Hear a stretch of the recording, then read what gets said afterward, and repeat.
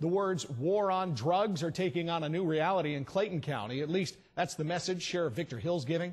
Hill says he's planning for an invasion. His target, drug houses. But is it legal? 11 Alive's Catherine Kim joins us live from Clayton County with details on that. Catherine? Ted, that's an important question that the ACLU says is actually very troubling for them. Now, we're here at a local neighborhood in Clayton County where sheriff deputies, say that they've identified 5 known quote-unquote drug houses. You can see that deputies have set up a roadblock and are checking basically every car that drives through for drugs. Now, they're calling this Operation Jericho. Deputies have set up a mobile precinct and several checkpoints here outside suspected drug houses in the neighborhood.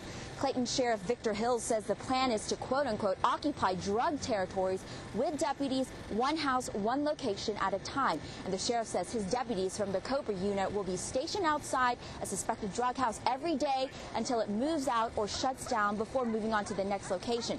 Now, the sheriff says the conventional method of warrants and arrests aren't working and, quote, military-like occupation of deputies is necessary.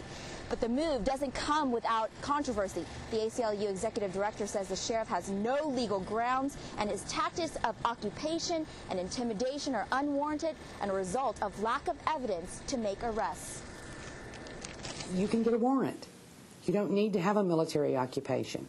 If there are drug sales going on in a home and you have probable cause to believe it, a judge will issue you a warrant and you will go in and you will arrest the sellers and the buyers, and they will be gone.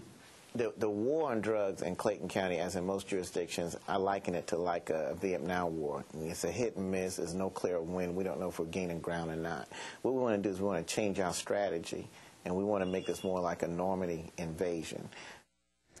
Now, the sheriff says that the intelligence of these known, quote-unquote, drug houses came from residents. Now, the ACLU is warning and points to the Captain Johnston case in Atlanta, saying that that information, you cannot solely rely on our residents and informants, and they say that's part of the troubling issue about his tactics. Of course, you'll hear more from the ACLU later tonight at 7. Reporting live from Clayton County, Catherine Kim, 11 Live News. Catherine, thanks.